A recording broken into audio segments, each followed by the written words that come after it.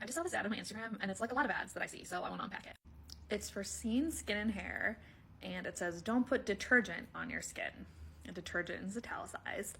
And then it gives like the centerpiece of this is these big stats, right? 70% with body acne improved, 52% with face acne improved, 93% saw improvement in dry, flaky scalp, 73% agree their scalp feels calmer. And let's give credit where credit is due. They have these little asterisks on the other side, 2 asterisks, and if you went down and like zoomed in or have like better eyesight than me, you can read that the statistics on body and face acne come from a dermatologist graded clinical study with 27 subjects who had mild to moderate acne, and they used Scene shampoo and conditioner as a regimen for 8 weeks. And then with the 2 asterisks, so the ones about the flaky scalp and scalp feeling calmer, was in a dermatologist created clinical study with 30 subjects with mild to moderate dry, flaky scalp, and they used Scene shampoo and conditioner for 4 weeks. So like it's an ad, it's emphasizing these like eye-catching statistics, but they are giving you the source of that information. So in some sense, like additional context is there. I wouldn't say full context because we're missing some key info. Like one, who are these people? For instance, like how old were the people in this study? That's important context. Also, how often were they using the shampoo and conditioner? I only wash my hair once a week. Is that going to be enough time to see these results? So I just know how many people. And some people already might be like, oh my gosh, it was like 27 and 30 people. Like that's not enough to be compelling for me.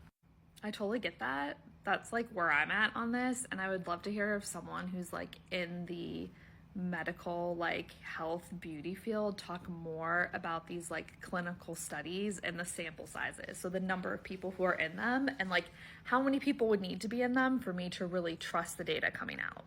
Regardless of the number of people in the study, I really want to know more about these people's personal characteristics and how they were using the product. Like I need that information to interpret that statistic. Just as an example, I would want to know how old the people in their study were. If you go to the website, they do link to one of the studies and it says that the people were ages 16 to 45. So like, let's unpack this a little bit. So there's 27 people and their ages 16 to 45. And for half of them, about their face acne improved. What if, now I don't know this because we don't have the details, but what if the half that it improved for was like all the younger people in the study? What if the half that improved for was all the older people in the study? Like we don't know because they didn't give us the full context. And I get that that would be a lot to squeeze in a little ad picture like this, but like it wouldn't be a lot to include in the link on your website. This is a brand that says they care about truth, that says they're all about transparency. And they do give you information on their website, right? Like, and they're saying like, here, look, there are these clinical studies. But like the deeper full context information is not there. Like at the end of the day, to me, this is still kind of reading as just like buzzy stats. Why not tell me more about these 27 patients? Why not tell me more about these 30 patients? Why not explain that these results should still be taken seriously by me, even though it might not sound like it's a lot of people? I think anyone who shares a statistic, but particularly if you're sharing a statistic to sell something, you have an obligation and an opportunity to educate people, explain to them where those numbers came from, right? Because I don't know if that statistic is relevant to me if I don't know more about how you got it.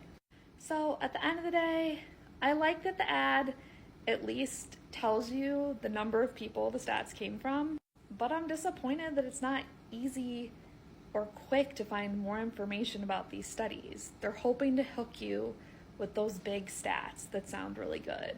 And to me, it's kind of misleading.